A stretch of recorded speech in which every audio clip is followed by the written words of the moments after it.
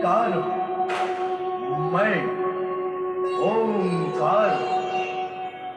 रात्रि गगन विहार का कारण पूछने पर भोलेनाथ शक्ति स्वरूपा पार्वती को स्वयं कारण ढूंढने को प्रेरित करते हैं।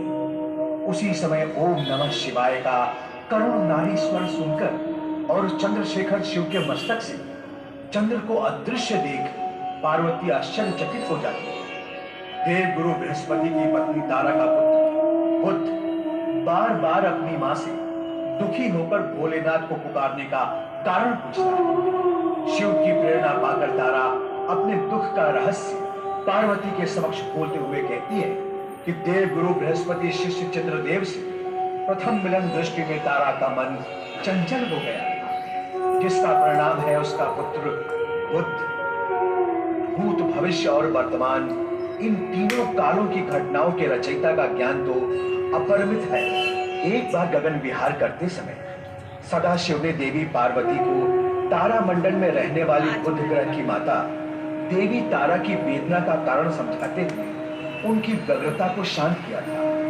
किंतु उस घटना के कारण पार्वती के मन में अनेक आशंकाओं ने जन्म ले लिया था। मन में उपजी आशंकाओं और मन में ही समाई ज्योति रूपी शक्ति के मध्य एक द्वंद्व सा छिड़ गया। उसी के परिणाम स्वरूप पार्वती के मन से ज्योति रूपी शक्ति निकलकर उनके सामने प्रकट हुई।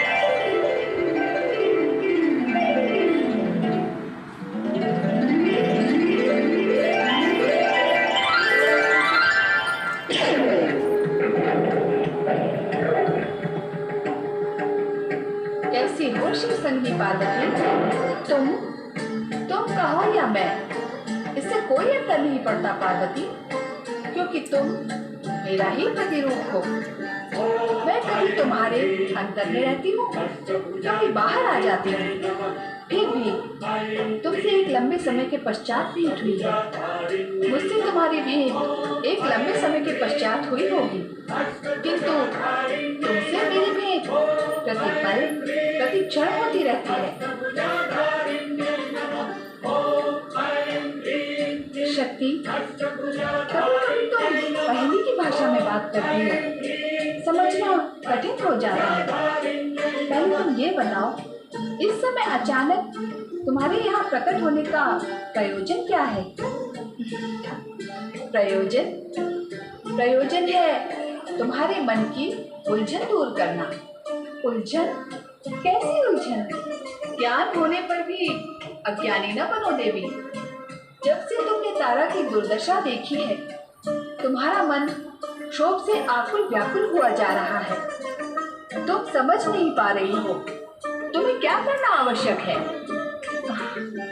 ऐसी तो कोई बात नहीं है।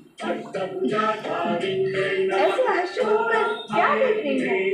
जब तुम उलझन से क्षुब्ध हो, तब तुम्हारे मन के क्षोभ को दूर करने के लिए प्रसन्न और हर्षित होना मेरा धर्म है।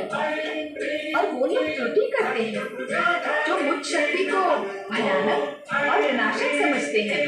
अकारण ही मुझसे भयभीत होते रहते हैं, परंतु वे नहीं जानते कि प्रसन्न और हर्षित होना भी मेरे स्वभाव का अंग है।